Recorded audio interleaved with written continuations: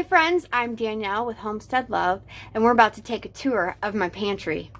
Last fall, when the garden season ended, I found myself in deep sadness, and I needed something to occupy my brain for the winter, something to keep me busy through the winter. And this pantry project has done just that. So tell me, are you a gardener? Are you in a season of waiting right now too?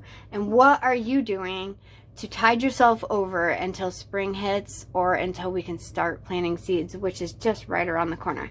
Leave me a comment. Now let's get to the tour and see the befores and after of what took place here.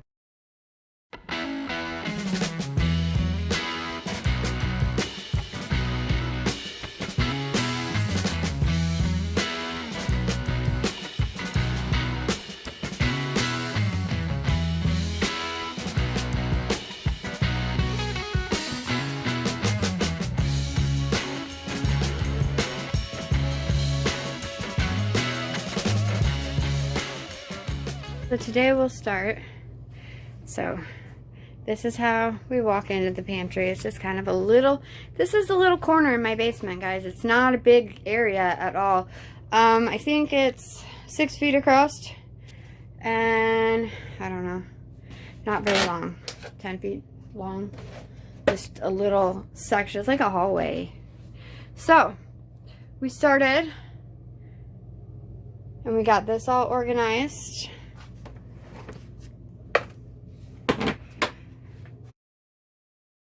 We had to move these shelves out here and get them all loaded up. We got a new flower container for our flower. It's in here now. We added a medicine cabinet for all that type of stuff. And here we have an extra spice rack, and you'll see why in a minute. We added some contact paper that doesn't like to stay on this wall. And we added a new shelf. And we have the deep freeze. And these shelves, I swear, are never, ever going to be exactly as I want them. We have up here, we have like extra appliance storage. Right here, we have canning stuff, lids, jars, a few pantry items. Down here, we have more pantry items. But yes, this... Oh yeah, and then we reorganized the shelf up there. Don't mind my stained up ceiling. Yes, this is the first section of the pantry.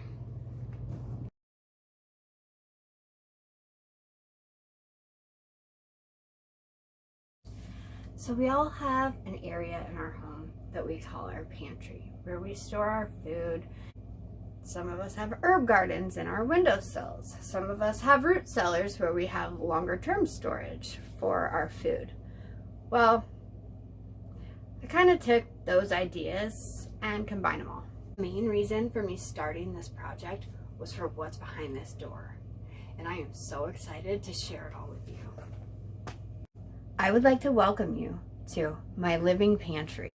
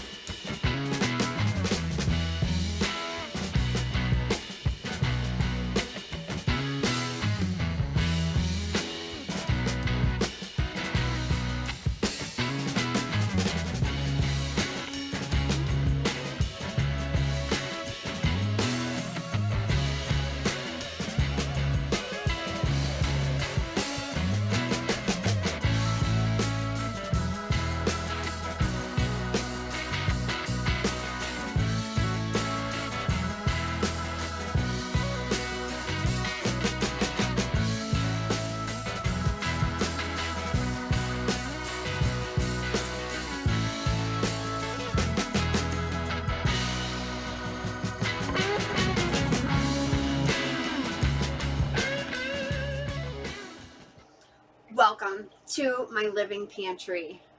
So this place has changed a lot over the last couple of months here. I started before Thanksgiving working out there, and then once I finished that up, we had Thanksgiving, and then I started in here in the beginning of December.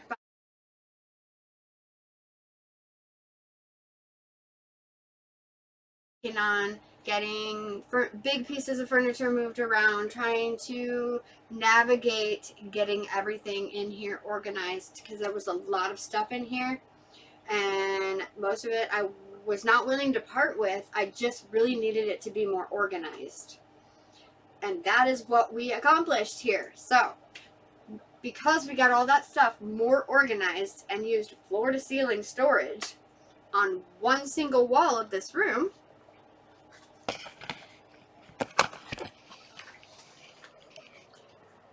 here is our craft wall. From the very beginning, I told you we were going to have crafts. Here's our sewing. And the rest is all growing. Well, aside from this little corner over here, that's storage too. I still am going to recover this chair at some point and refinish it too. But I'm going to make sure I have all the right equipment to do that first. So this is what we've been working on.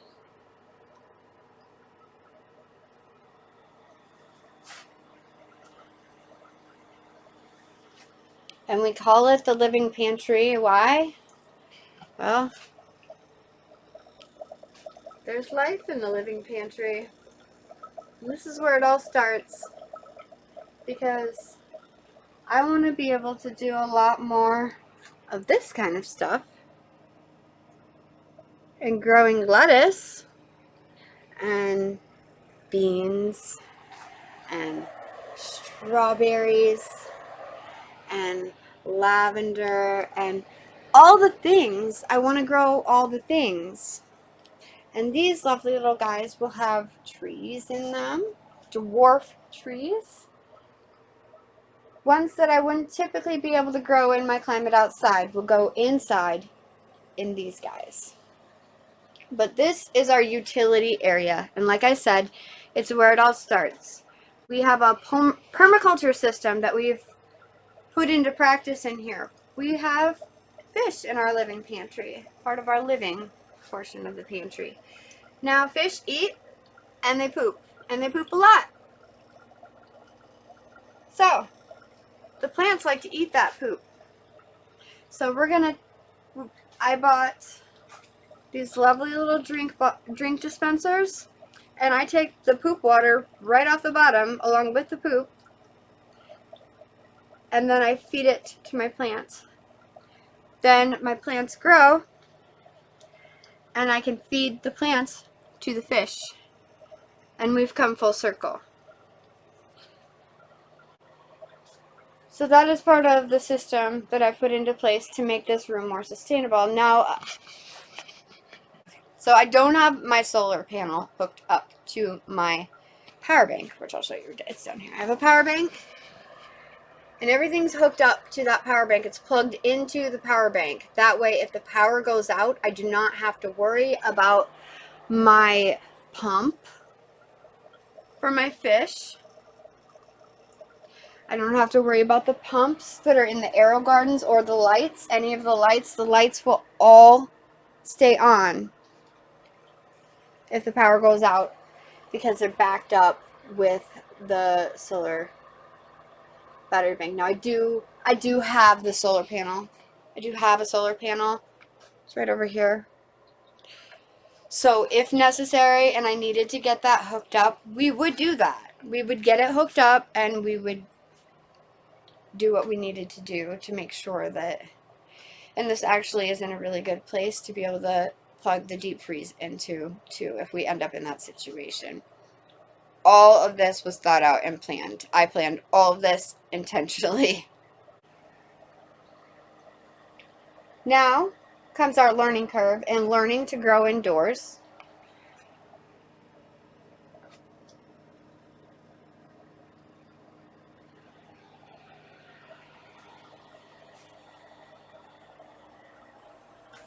And learning how to maintain an indoor garden.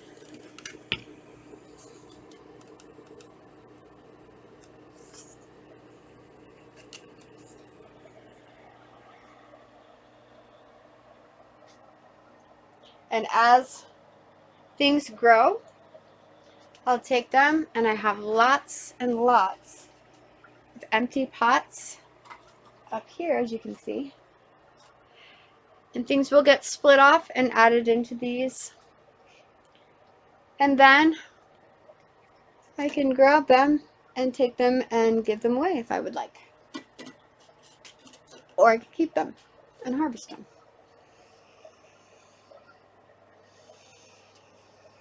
But the Living Pantry is a living, growing, changing thing.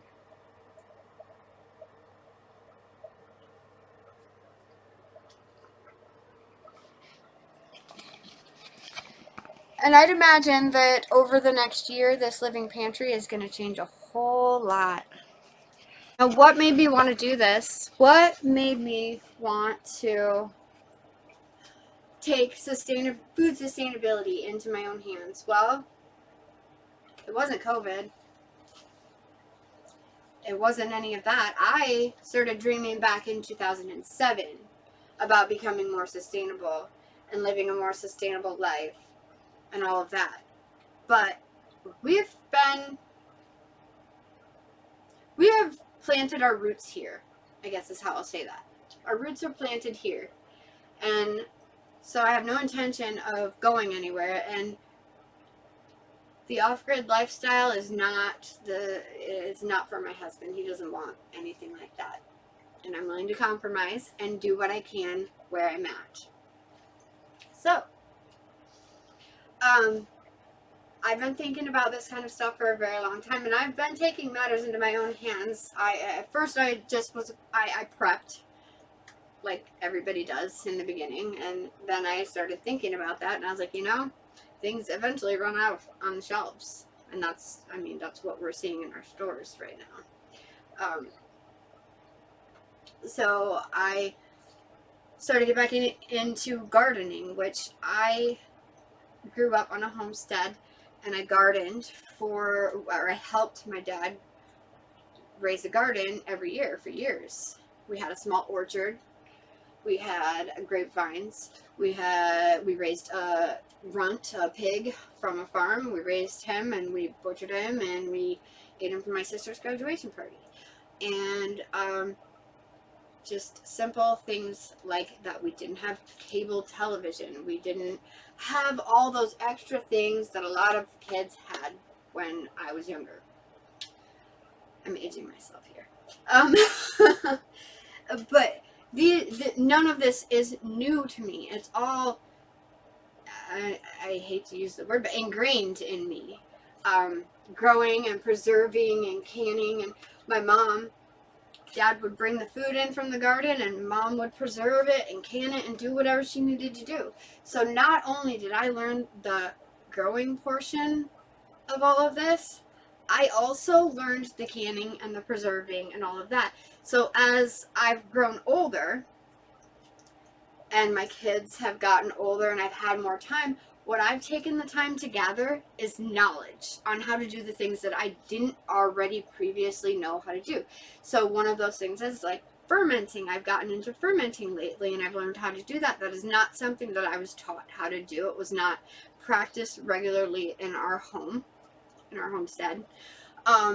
So that is something that I have been getting into and learning about and reading about, and I've just been able to stack the knowledge from over the years, and not everybody has that not everybody has that privilege, and I don't want to take that for granted, and that's why I'm here, and that's why I'm sharing. But this being the one thing that really changed for me was that I'm in a city. I live in Iowa, so cities aren't necessarily huge here. But we live on the edge of a city in an urban environment. We have a 1/4 acre of land, and we live in a home with 625 square feet. So we're an inch away from being in a tiny house. 5 of us live here currently. So we have to make the most of our space. We have to do what we can. So this is my tiny little space that I have down here to use. It's literally one sliver of our basement. So I chose to bring it to life and express myself.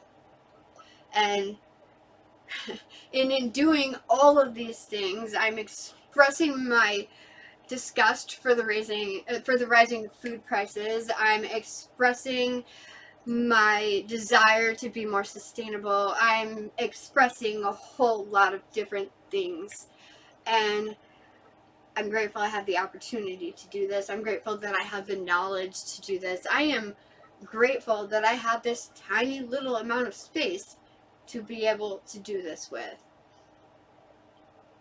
And I really hope and pray that I can continue to be able to share all of this and all this stuff I got rattling up in here with all of you. I feel blessed that you chose to be here with me today, and I want to thank you for that. Have a great day.